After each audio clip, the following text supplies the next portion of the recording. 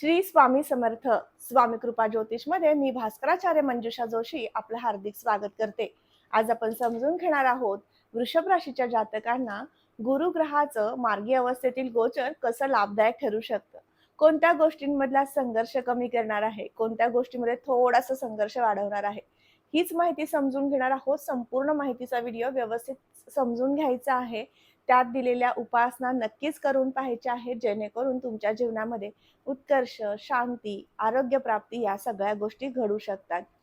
चला तर मग माहितीला सुरुवात करूयात. तुमच्या राशी कुंडलीनुसार आपण ही माहिती समजून घेत आहोत. त्यामुळे तुमच्या राशी पत्रिकेनुसार आपण समजून घेताना वृषभ राशीच्या धनस्थानामधनं गुरूंचं गोचर आहे. धनस्थान हे कुटुंब सौख्याचं आहे. धनस्थान हे नेत्र, वाणी, पैसा यातील संचयाचं सुद्धा आहे. नेत्र, वाणी यातील विकारांचं सुद्धा आहे. मग या ठिकाणी जेव्हा गुरु मार्ग अवस्थेमध्ये येतात तेव्हा काय फळ मिळणार आहेत? प्रथमतः मार्गी अवस्थेत गुरु येणार म्हणजे काय? तर वक्री अवस्थेतील गुरूंचं गोचर आता मार्गी अवस्थेत परिवर्तित होणार आहे. म्हणजेच त्यांना त्यांच्या योग्य गतीने आता मार्गक्रमण करता येणार आहे. गुरु ग्रह जेव्हा वक्री असतात त्यावेळेस तुम्हाला विशेष म्हणजे कामातील अडचणी, अडथळे, एखाद्या कामासाठी खूप विलंब असे सुद्धा फळे प्राप्त करून देतात. परंतु मार्गी अवस्थेतील गुरु ज्या ठिकाणी असतात त्या ठिकाणची आणि ज्या ठिकाणी दृष्टी देतात त्या ठिकाणची फळे उत्तम प्राप्त करून देऊ शकतात. मग आता हे मार्गी अवस्थेतील गुरूंचं गोचर धनस्थानात असणार आहे. ज्या ठिकाणी आपण कुटुंबाचं सौख्य पाहतो. सर्वात प्रथम कुटुंबामध्ये जबाबदाऱ्या वाढणं, कुटुंबामध्ये अनेक कार्यांसाठी तुम्हाला वेळ आणि त्यासाठी काही गोष्टींसाठी तुम्हाला प्रयत्न वाढवणं, या गोष्टी नक्कीच घडू शकतात. गुरुग्रह हे धनस्थानामध्ये जेव्हा येतात त्यावेळेस डोळ्यांचे किंवा डोकेदुखीचा त्रास थोडासा निर्माण करून देऊ शकतात. कारण गुरूंची पंचम दृष्टी ही षष्टावर येते. त्यामुळे आरोग्यासाठी जर विचार केला तर डोळ्याचे विकार, डोकेदुखीचा त्रास, कर्णचिकित्सा असे काहीसे आजार जर तुम्हाला असतील किंवा त्रास होत असेल तर यामध्ये थोडासा त्रास तुम्हाला जाणवू शकतो. परंतु मोठ्या प्रमाणातील तक्रारी या तुमच्या वैयक्तिक जन्मलग्न कुंडलीनुसार आपल्याला समजून घेता येऊ शकतात. गुरुग्रहाची पंचम दृष्टी ही षष्ठ स्थानावर येत आहे. षष्ठ स्थान कशाचं आहे? आरोग्याचं आहे. षष्ठ स्थान हे स्पर्धक निर्मितीचं आहे. षष्ठ स्थान हे हितशत्रूंचं सुद्धा मानलं जातं. म्हणजे जो व्यक्ती आपल्या अत्यंत प्रिय जवळचा आहे त्यासोबत सुद्धा नातं कलुषित करणारं स्थान म्हणजे षष्ठ स्थान.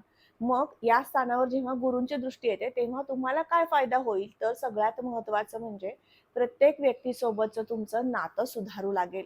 काही अंशी मतभेद, कलह वारंवार घडत होते आणि त्यामुळे तुमच्या दोघांमधलं नातं खराब होत चाललं होतं. कुठेतरी आता या नात्याचा शेवट होतोय की काय असं वाटू लागलं असेल तर आता ते नातं सुधारू शकतं.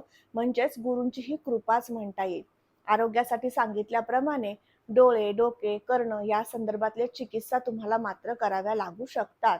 याचबरोबर षष्ठ स्थानावरती जेव्हा दृष्टी येते तेव्हा रिअल इस्टेटमध्ये काम तुम्ही करू पाहताय किंवा तुमचं काम सुरू आहे तर अशांसाठी सुद्धा गुरूंची कृपा लाभ प्राप्त करून देणारी असणार आहे. याचबरोबर षष्ठ स्थानावरनं स्पर्धक निर्मिती सांगितली जाते. म्हणजे काय? तर तुम्ही जे काही नोकरी करताय किंवा बिझनेस करताय याच्यामध्ये तुम्हाला वारंवार स्पर्धकांचा त्रास होतो. हितशत्रूंप्रमाणे त्यांचा मानसिक त्रास तुम्हाला होत असेल तर तिथे सुद्धा तुम्हाला आता कमी झालेला दिसू शकतो. गुरुग्रहांची सप्तम दृष्टी अष्टम स्थानावर येत आहे. आठवं घर हे अचानक लाभप्राप्तीचं आहे. व्यवसाय किंवा नोकरीमधील स्थिरता किंवा प्रगती असे सुद्धा दर्शवणारं हे अष्टम स्थान आहे.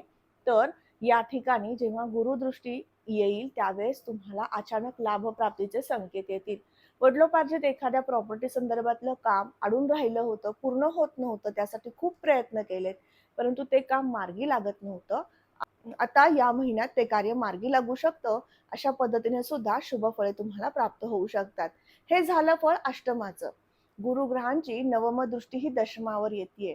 दशम स्थान कर्मस्थान म्हणून ओळखलं जातं. कर्मस्थानावरती जेव्हा व्यापार पाहिला जातो तर अशा वेळेस ज्यांचा गोड पदार्थ, खाद्यपदार्थ जो गुरुग्रहाच्या अंमलाखाली येणारा व्यवसाय आहे, सोने चांदीचे व्यापार, त्याचबरोबर कागद कापड या संदर्भातील उद्योग, अशा व्यावसायिक वर्गाला विशेष संधीचा काळ प्राप्त होईल. या दरम्यान तुम्ही केलेली सुरुवात, व्यवसायाची सुरुवात निश्चित लाभदायक आणि यशदायी अशी ठरणार आहे. त्याचबरोबर गुरुग्रह जेव्हा दशमावर दृष्टी टाकतो त्यावेळेस तुम्हाला कर्मनिष्ठ सुद्धा बनवत असतो. म्हणजे तुमचं कार्य आहे, मला ते करायचंच आहे, इथपर्यंत स्वतःमध्ये प्रतिभा किंवा विश्वास निर्माण करून देण्याचं कार्य गुरुग्रह करणार आहेत. तर आज आपण समजून घेतलं गुरुग्रहांच्या ज्या ठिकाणी दृष्ट्या येतात तेव्हा तुम्हाला काय विशेष फळ मिळणार आहे.